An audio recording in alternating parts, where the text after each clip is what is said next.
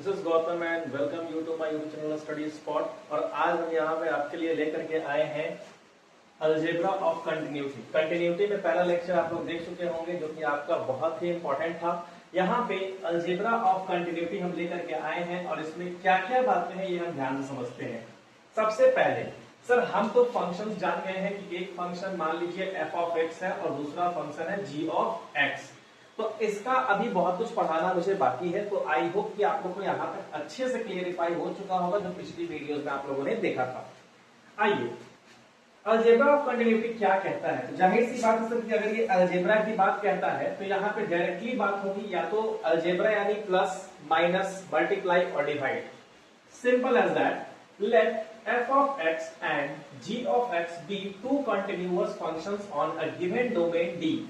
अगर किसी डोमेन में कोई भी दो फंक्शंस होता है f of x या g of x, दोनों क्या होता है कंटिन्यूअस फंक्शन, तब क्या होता है देखिएगा, तब f प्लस g भी क्या हो जाएगा, is a continuous function, is a continuous function on domain D।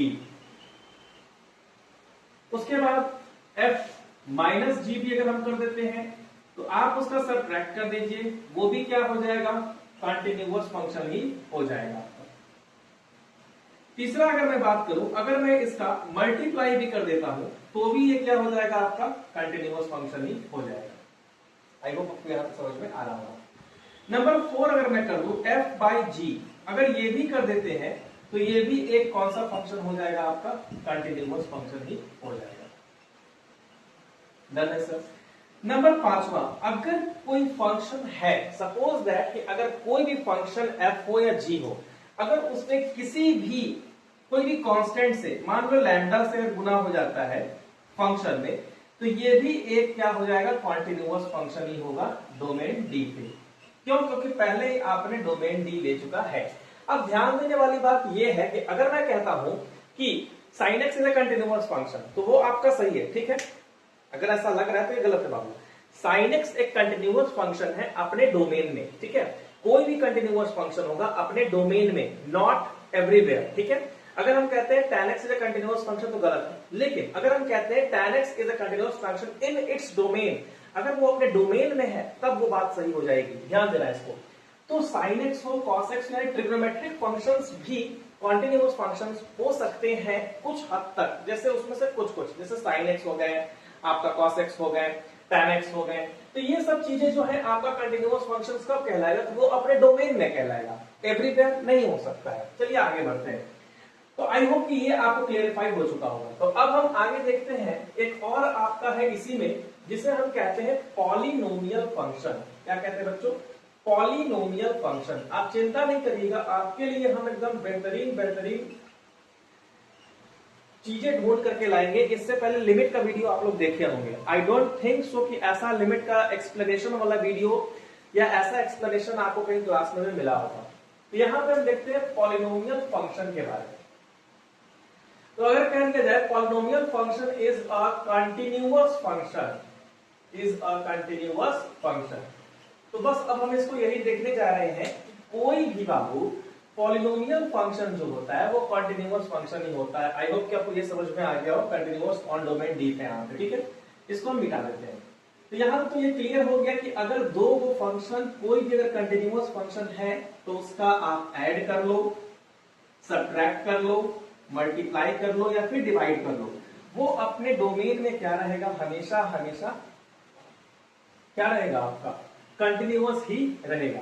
अब आपका अगला है polynomial function is a continuous function on its domain.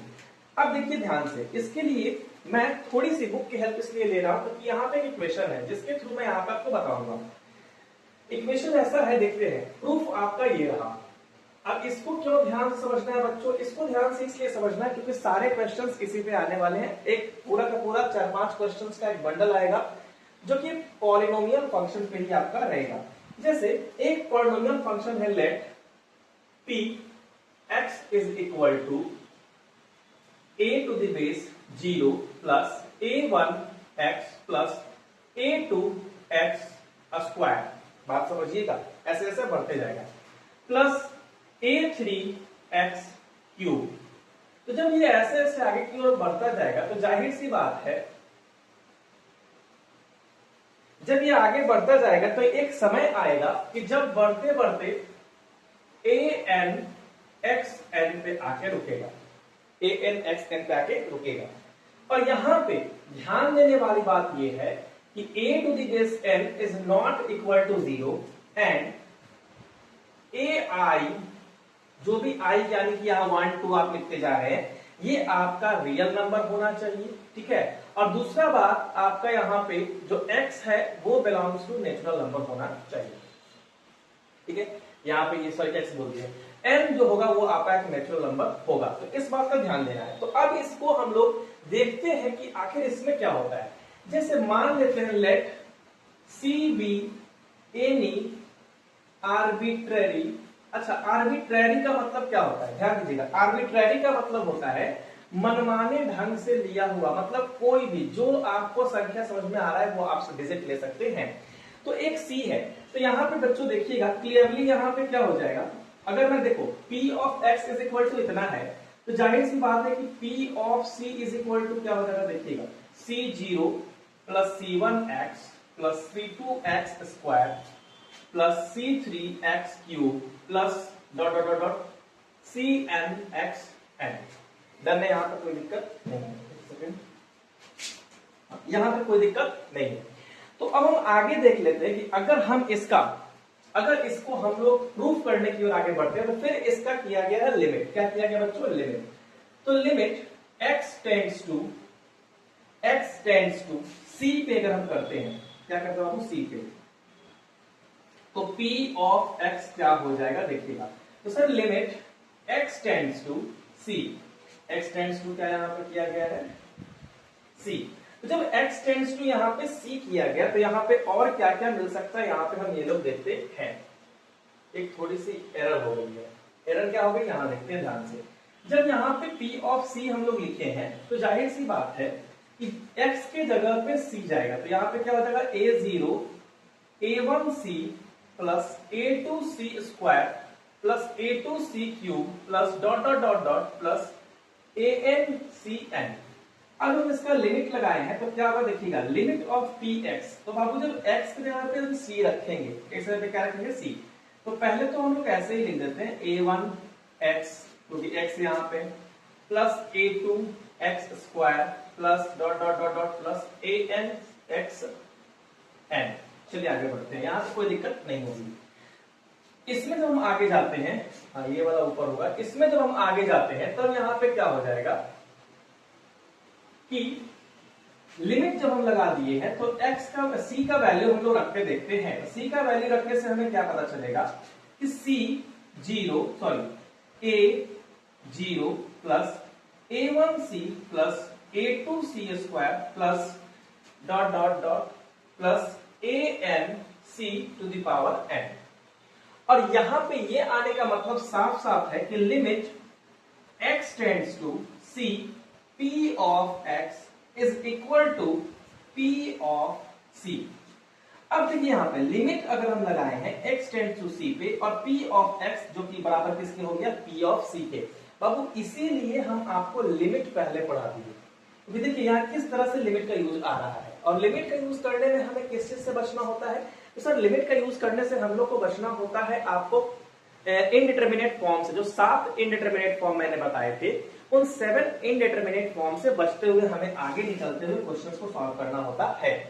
यहाँ पे क्या आ गया, limit x tends to c p of x is equal to p of c। तो अगर ऐसा आ चुका है तो हम लोग डायरेक्ट लिखेंगे हेंस f ऑफ x, यहाँ पे p ऑफ x था ना, अच्छा p ऑफ x, ठीक है, p ऑफ x या फंक्शन ऑफ x कुछ भी लिख सकते हैं, is continuous function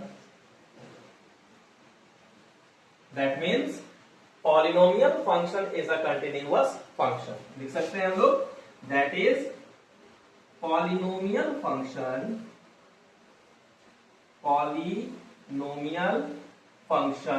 is a continuous function। I hope कि आपको यहाँ समझ में आया होगा। तो आप इसको एक बार स्क्रीनशॉट लीजिए, नहीं तो एक बार लिखिए। वैसे अगर मैं दोबारा आपको समझाना चाहूँ तो आइए दोबारा हम लोग यहाँ देख लेते हैं क्या यहाँ पे कहता है। आइए सबसे पहले अगर प्रूफ करना है हमें polynomial function is a continuous function, तो कोई p ऑफ x मान लेते हैं, ये आपका पॉलिनोमियल फंक्शन का ही इक्वेशन यहाँ पे लिखा हुआ है। डन है sir. a to the base n not equal to 0 होना चाहिए, ai जो है रियल नंबर से बिलोंग करना चाहिए और n जो है नेचुरल नंबर होना चाहिए। कोई c हम नंबर ले लेते हैं, कोई भी आर्बिट्ररी अपने मन से कोई भी हम एक नंबर ले लेते हैं। कौन सा ले लेते हैं यहाँ पे c। तो क्लियरली यहाँ पे क्या हो गया p ऑफ c अगर हम रखते हैं तो क्या हो गया a0। अब जहां पे बाबू x था वहां पे आ गया है c, तो जाहिर सी बात है कि जहां जहां x है बच्चा वहां वहां क्या हो जाएगा c हो जाएगा। अब हो गया a0 plus a1c plus a2c square plus a2c cube dot dot dot ancn। Limit लगा दिए हम लोग, क्या लगा दिए हम लोग, लिमिट लगा दिए। लिमिट लगाने के बाद x टेंड्स टू c पे कर दिए हैं, तो p ऑफ x में इक्वेशन पहले में लिख दिए। और लिमिट क्या कहता है कि c के x का जो वैल्यू वो रख के देखो, आपका इनडिटरमिनेट फॉर्म नहीं आना चाहिए। यहाँ पे कोई इनडिटरमिनेट फॉर्म नहीं आया, तो यहाँ पे क्या हो गया, लिमिट का वैल्यू जो है x tends to c p of x is equal to p of c, दोनों इक्वल हो गया। Hence polynomial function is a continuous function. तो आई होप कि आपको ये समझ में आया होगा। इसका स्क्रीनशॉट लीजिए, फिर इस पे एक दो तीन क्वेश्चंस हम लोग तुरंत कर लेते हैं। वैसे इंटरेस्टिंग मैं बात यहाँ पे थोड़ा सा आपको साइड में मैं बता दूं, कहीं पे इसको थोड़ा सा मैं इरेज कर रहा हूँ। हाँ इसी स्लाइड में हो जाएगा क्योंकि वापस से फिर मुझे स्लाइड्स न लेना पड़े, ठीक है। इसी स्लाइड में मैं कर देता हूँ plus dot dot dot plus ancn। Then अब देखिए इसी स्लाइड में क्या हम देखे हुए हैं कि अगर पॉलिनोमियल फंक्शन जो होता है सर वो कंटीन्यूअस फंक्शन होता है। किस चीज पे सर, तो हाँ हमेशा ध्यान रखना है कि ये कंटीन्यूअस फंक्शन होगा अपने डोमेन पे, कोई भी डोमेन दिया हुआ रहेगा तभी वो कंटीन्यूअस फंक्शन हो सकता है। दैट मींस उसे हर फंक्शन अगर कंटीन्यूअस की अगर हम बात करते हैं तो वो उसके डोमेन के अनुसार होनी चाहिए। कुछ कुछ इंपॉर्टेंट तो है ही, इसको जरा सा ध्यान दे दीजिएगा। जैसे कि आपका यहाँ पे अगर मैं कहूं p of x is equal to यहाँ पे है 3x, तो बाबू ये बताइए है कि नहीं है पॉलिनोमियल। तो सर ये पॉलिनोमियल है। क्यों पॉलिनोमियल है सर, क्योंकि यहां पे अगर हम ध्यान देते हैं तो यहाँ पे x का डिग्री क्या है सर, 1 है। तो जिसका x का डिग्री 1 होगा इसे हम क्या कहेंगे, लीनियर पॉलिनोमियल कहेंगे। ये आप क्लास 8 या 9 में ही पढ़े थे सर, कोई दिक्कत नहीं। सर अगर कोई p ऑफ x है और इसका वैल्यू, इसका अगर कोई वैल्यू यहाँ पे मान लीजिए 5 लिखा हुआ है, तो क्या ये सर पॉलिनोमियल है कि नहीं है, मैं कहूंगा बिल्कुल है। सर कैसे पॉलिनोमियल आप कैसे कह सकते हैं, जरा मुझे यहाँ पे दिखाइए ध्यान से। हम कहें बच्चा यहाँ ध्यान दो, क्या हम इस 5 को ऐसे लिख सकते हैं 5 into x to the power 0? हम बोले हाँ लिख सकते हैं। तो आखिर तो ये आ गया पॉलिनोमियल फंक्शन। अब x to the power 0 है तो इसमें हम लोग क्या कह सकते हैं, कांस्टेंट पॉलिनोमियल कह सकते हैं। कौन सा कह सकते हैं बाबू, कांस्टेंट पॉलिनोमियल। तो ध्यान यहाँ ये देनी है कि अब इसके बेसिस पे आगे बढ़ते चलेंगे और डिग्री के अनुसार ही हम लोग पॉलिनोमियल कहते हैं। अच्छा एक और क्वेश्चन यहाँ पे ये हम कहते हैं कि मान लो p of x is equal to 3 root x है। 3 रूट x, क्या ये पॉलिनोमियल फंक्शन है? आप कहिएगा नो सर ये पॉलिनोमियल फंक्शन नहीं है। क्यों नहीं है बाबू? तो 3 into x to the power 1/2 है और हम बार बार बोलते हैं कि डिग्री आपका नेचुरल नंबर में होना चाहिए, इसीलिए ये एक कोई भी पॉलिनोमियल नहीं है। चलिए यहां तो बात आपको समझ में आ गई होगी अब तक।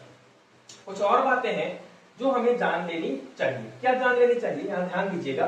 जैसे आपका sin x, ध्यान दीजिएगा। sin x कैसे लिखाता है बच्चों, बहुत लोगों को प्रॉब्लम हो जाती है।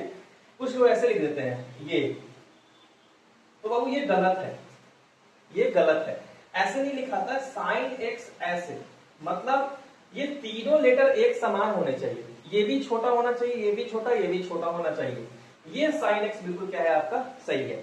तो ध्यान देने वाली बात यहाँ पे ये है बच्चों कि sin x और cos x दोनों अपने अपने डोमेन में कॉन्टिन्यूअस होते हैं। यानी sin x भी कंटिन्यूअस है और cos x भी कंटिन्यूअस है, यानी बाकी सब भी कंटिन्यूअस होते हैं, लेकिन अपने अपने डोमेन में। वो हम डायरेक्टली नहीं बोल सकते हैं। जैसे यहां मैं बता दूं मॉड x, तो बाबू मॉड x भी एक कंटिन्यूअस फंक्शन है। लेकिन ये भी अपने डोमेन में है, ये भी अपने डोमेन में, इस बात का हमें ध्यान रखना पड़ेगा। तो आई होप कि आपको यहां तक पूरा क्लियर हो गया होगा। अब इस पे कुछ क्वेश्चंस हम लोग कर लेंगे तो आपको और दिक्कतें दूर हो जाएंगी, और इसके जस्ट बाद हम लोग नया स्लाइड लेकर के आते हैं। तो मेरे साथ बने रहिए और इसका जल्दी से स्क्रीनशॉट लीजिए ताकि आपको और बेहतर कॉन्सेप्ट क्लियर हो सके। स्क्रीनशॉट लीजिए बच्चों। Welcome back students. तो अब हम यहाँ पे कुछ क्वेश्चंस आपके लिए लेकर के आए हैं जो कि बहुत ही बेहतरीन तरीके से आपको समझ में आएगा। जैसे पहला क्वेश्चन यहाँ पे है f of x is equal to x minus 5। तो x minus 5 क्या है, पहले हम लोग ये डिस्कस करेंगे। तो सर x minus 5 मुझे ये एक पॉलिनोमियल फंक्शन लग रहा है। क्या लग रहा है बच्चों? पॉलिनोमियल फंक्शन मुझे लग रहा है। और मैं आपको बता दूं कि ये एक पॉलिनोमियल फंक्शन है। तो सर अभी अभी हम प्रूफ किए हैं कि पॉलिनोमियल फंक्शन एक कंटिन्यूअस फंक्शन होता है अपने डोमेन में। तो यहां हम लोग क्या लिखेंगे? सिंस। अब थोड़ा सा लैंग्वेज यहां लिखना पड़ेगा। अब लैंग्वेज हम लोग क्यों लिखेंगे? तो सर लैंग्वेज नहीं लिखेंगे तो समझ रहे हो बच्चा, पूरा प्रूफ करना पड़ेगा। और प्रूफ हम लोग पहले से कर चुके हैं कि पॉलिनोमियल फंक्शन भी एक तरह का कॉन्टिन्यूअस फंक्शन होता है अपने डोमेन में। तो यहां क्या होगा? Since x minus 5 is a polynomial function, so f of x is continuous on या in its domain। हम बार बार बोले हैं कि अपने डोमेन में वो क्या होना चाहिए? रहना चाहिए, क्योंकि अगर डोमेन में नहीं है तो फिर वो आपका कॉन्टिन्यूअस फंक्शन नहीं कहला सकता है। दूसरा सेम वही है बच्चा, यहां भी देखिएगा, यहाँ डिग्री 3 वाला है, ये डिग्री 1 था, ये डिग्री क्या है? 3। तो यहां भी क्या लिख देंगे हम लोग? सेम वही लिख देंगे, since x cube minus x square plus 1 is a polynomial function, so f of x is a continuous function. I hope आपको यहां तक अच्छे से समझ में आ गया होगा। सर इसको हम लोग प्रूफ करने, अरे बाबा क्यों प्रूफ करेंगे जब हम पहले ही आपको प्रूफ कर चुके हैं पॉलिनोमियल फंक्शन है। इन केस अगर आपको फिर से प्रूफ करना है तो आप आराम से लिखिए कि p of x is equal to a0 plus a1x plus a2x square plus dot dot dot plus anxn। और यहाँ पे p ऑफ x के पे क्या है बाबू? p of x cube minus x square. जब हम इसको लिखने जाएंगे p of x cube minus x square plus 1, इसको पुट करेंगे तब एक लंबा सा प्रूफ जाएगा और अंत में निकल के यही आया कि ये क्या है, एक तरह से कॉन्टिन्यूअस फंक्शन है। तो आई होप कि आपको यहाँ तक क्लियर हो रहा होगा। ठीक है, अगला क्वेश्चन देखते हैं हम लोग ध्यान से। अगला क्वेश्चन क्या बोला है कि f of x is equal to sine x into cos x. तो देखिएगा ध्यान से, सिंस साइन एक्स और कॉस एक्स क्या है बच्चा? एक ट्रिग्नोमेट्रिक फंक्शन है। साइन एक्स और कॉस एक्स क्या है? एक ट्रिग्नोमेट्रिक फंक्शन है। तो कहेंगे since sine x and cos x are continuous in its domain, so its product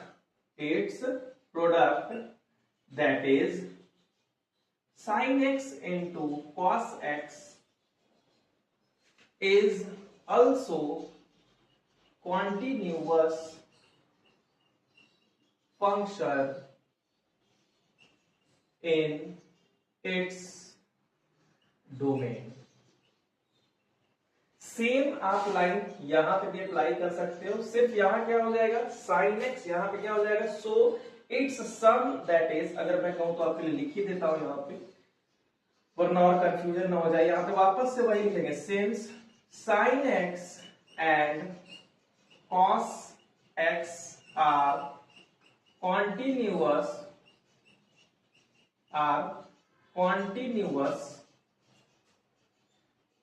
function in its domain, so its sum that is sin x plus cos x is also continuous in its domain। I hope आपको यहां तक समझ में आया होगा। तो ये हमको लैंग्वेज बेसिस से ही हम लोग को यहाँ प्रॉब्लम सॉल्व होगा।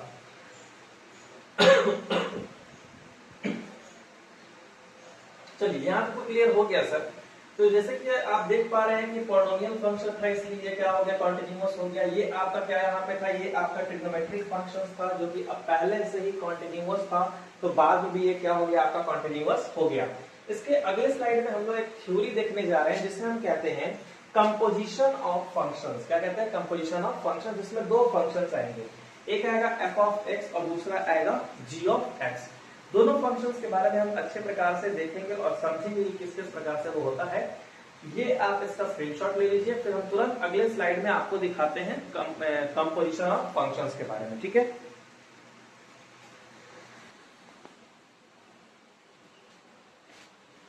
Welcome back students. तो यहाँ पे हम देख रहे हैं क्या कि composite function of two continuous functions are continuous. देखिए ध्यान से, अगर दो कंटिन्यूअस फंक्शंस पहले से ही है, सपोज दैट कि दो कंटिन्यूअस फंक्शंस यहाँ पे ऐसे कि f ऑफ x है और g ऑफ x है, माना कि दोनों पहले से ही क्या है बाबू, दोनों पहले से ही कंटिन्यूअस फंक्शन है, ठीक है।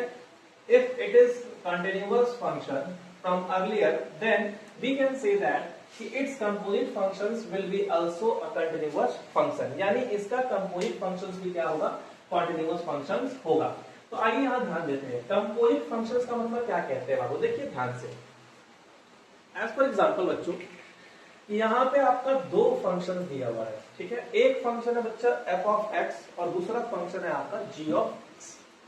अब f ऑफ x और g ऑफ x आपका दो फंक्शन दिया हुआ है, क्लियर है सर, कोई दिक्कत नहीं है। मैं बोल रहा हूं कि दोनों फंक्शन अपने अपने डोमेन में कॉन्टिन्यूअस भी है। जब दोनों फंक्शन अपने अपने डोमेन में कॉन्टिन्यूअस है और मैं ये पहले से ही आपको कह रहा हूं कि f ऑफ x और g ऑफ x का अगर हम कंपोजिट करते हैं तो वो भी क्या हो जाएगा, कॉन्टिन्यूअस फंक्शन ही कहलाएगा। आइए देखते हैं क्या होता है।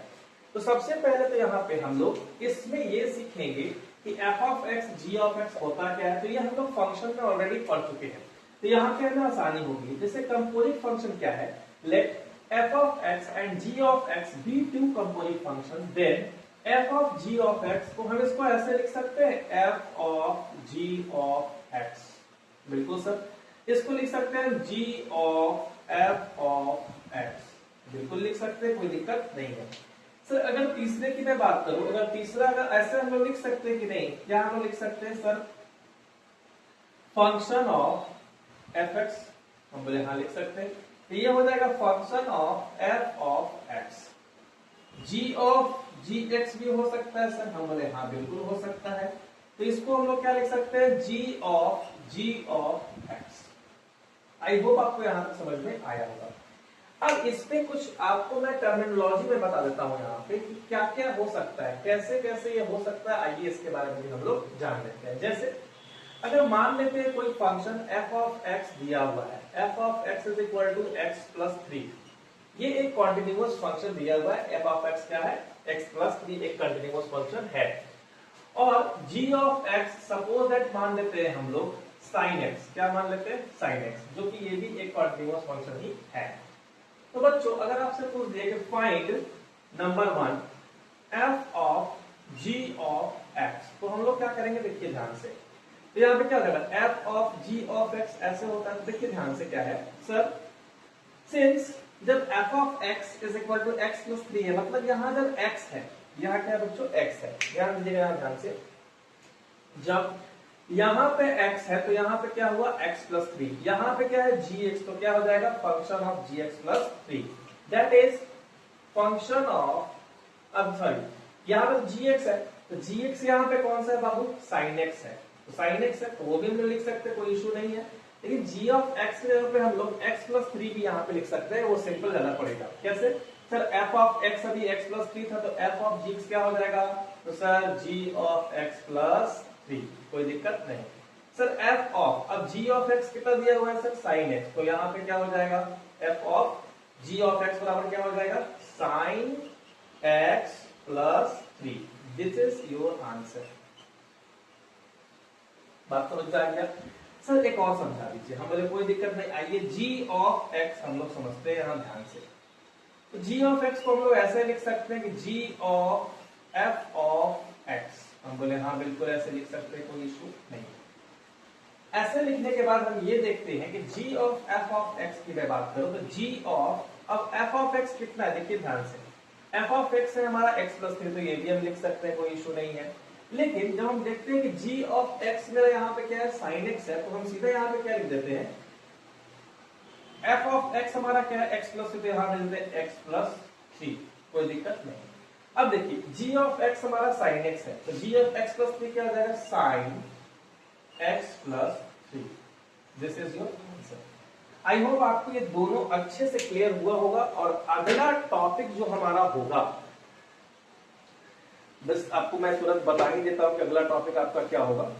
कि अगला टॉपिक जो हमारा होगा वो हम बात करेंगे डिसकंटिन्यूटी फंक्शंस के बारे में। किसके बारे में बात करूंगा? डिसकंटिन्यूटी फंक्शंस के बारे में। आप इसका स्क्रीनशॉट लीजिए, फिर मैं एक आध क्वेश्चंस हो सके तो आपको मैं बता देता हूं यहाँ पे, ताकि आपकी एक तरह से पूरी आज की वीडियो कंप्लीट हो जाए। ठीक है, इसका आप स्क्रीनशॉट लीजिए।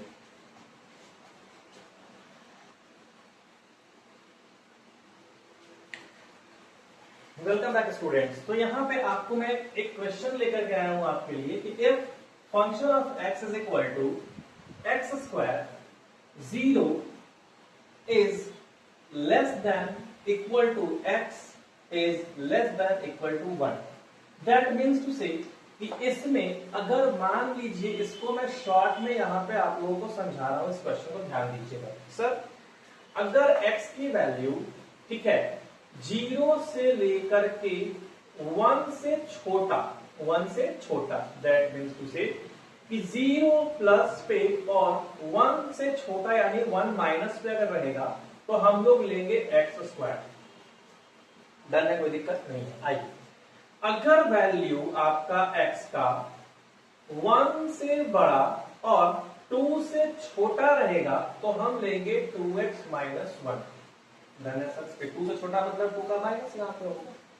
तीसरा, अगर है x इज इक्वल टू आपका x प्लस 3 की मैं बात करूं तो ये आपका हो जाएगा, सॉरी x प्लस 3 कब होगा? जब x की वैल्यू 2 से मैं बड़े पे बात करूं तब आपका हो जाएगा x की वैल्यू x प्लस 3। डन है सर, कोई दिक्कत नहीं है।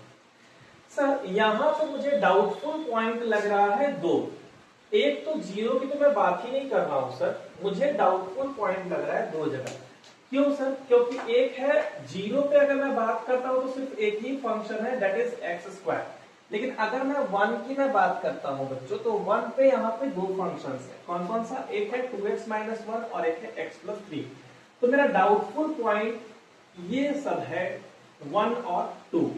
दैट मीन्स तो यहाँ पे हम लोग क्या लिखेंगे? यहाँ पे हम लोग लिखेंगे कि हमारे लिए जो डाउटफुल पॉइंट है, इसका मतलब कौन सा है? तो यहां पे हम लोग बनाने जा रहे हैं, ध्यान से आप लोग देखिएगा। डाउटफुल पॉइंट मेरा क्या है? तो सर डाउटफुल पॉइंट जो है हमारा x इज इक्वल टू 1 है and x is equal to 2 है। यानी इन दोनों पे हमें चेक करना होगा कि ये कंटिन्यूटी है कि नहीं है। तो आइए अब हम चेक करते हैं। तो सबसे पहले हम चेक करते हैं at x is equal to 1 पे। At x is equal to 1 पे तो हम क्या बताए थे कि सर अगर आपको चेक करना है कंटिन्यूटी तो LHL is equal to RHL is equal to f of a आना चाहिए। अगर तीनों बराबर है तभी ये हो सकता है, वरना नहीं हो सकता है। आइए देखते हैं। तो यहां पे हम निकालते हैं LHL। तो limit x tends to 1 minus, यानी LHL चल रहा है, लेफ्ट हैंड लिमिट चल रहे हैं, तो यहां पे क्या होगा? एक से क्या हो जाएगा? छोटा। एक से क्या हो जाएगा? छोटा। f of x। अब आइए देखते हैं। Limit x tends to 1 minus, हाँ मेरे पास स्पेस कम है। क्यों स्पेस कम है? क्योंकि मुझे 2 पे भी दिखाना है। ठीक है, LHL RHL सब दिखाना है, इसलिए मैं थोड़ा सा कंजस्ट करके इसको लिखूंगा। 1 माइनस, देखिए 1 माइनस पे 1 से छोटा कौन सा फंक्शन है? सर ये इस पे हम जाते हैं तो ये है 1 से बड़ा, और 1 से बड़ा मुझे नहीं चाहिए, 1 से छोटा यानी x स्क्वायर मुझे यहाँ पे चाहिए। तो जब हम लिमिट की वैल्यू यहाँ पे रखते हैं तो मेरा क्या आ गया 1 आ गया, तो LHL तो मेरा यहाँ से क्या आ गया 1। अब हम निकालते हैं RHL, तो देखिएगा limit x tends to 1 plus, अब 1 प्लस पे फंक्शन ऑफ x की वैल्यू क्या है यहाँ देखिएगा, limit x tends to 1 plus, अब 1 प्लस यानी 1 प्लस फोन की मैं बात नहीं कर रहा हूं बच्चों, आप लोगों को बहुत फोन दिखता है, ठीक है, मैं फोन की बात नहीं कर रहा हूं, यहाँ पे देखो ध्यान से 1 प्लस यानी एक से बड़ा कौन सा फंक्शन है, 2x - 1, इसीलिए मैं इसको लिख दिया था, ठीक है, ताकि आपको दिक्कत ना हो। तो 2x - 1 पे, तो आइए 2x - 1, जब मैं वैल्यू रखने जा रहा हूं लिमिटिंग वैल्यू, तो 2 into 1, 2 into 1 minus 1 that is 2 1 जा 2 minus 1 है, 2 minus 1 क्या होगा यहाँ पे आपका 1 आ गया, कोई दिक्कत नहीं सर। आइए हम यहाँ पे बाबू फंक्शन ऑफ 1 भी चेक कर लेते हैं, तो फंक्शन ऑफ 1 प्लस है, तो 1 पे वैल्यू कौन सा है, 2x - 1 है, 2x - 1 था that is 2 into 1 minus 1 that is आपका आ गया 1। तो यहां हम देख रहे हैं क्या कि सर इस केस में आपका LHL is equal to RHL is equal to function of 1, तीनों मेरा बराबर है, जो कि मेरा क्या निकल कर आया है 1 निकल करके आया है, दैट इज यहां पे हम क्या कहेंगे, that is f of x is continuous on x is equal to 1, यानी x is equal to 1 पे ये क्या हमारा है, कॉन्टिन्यूअस है।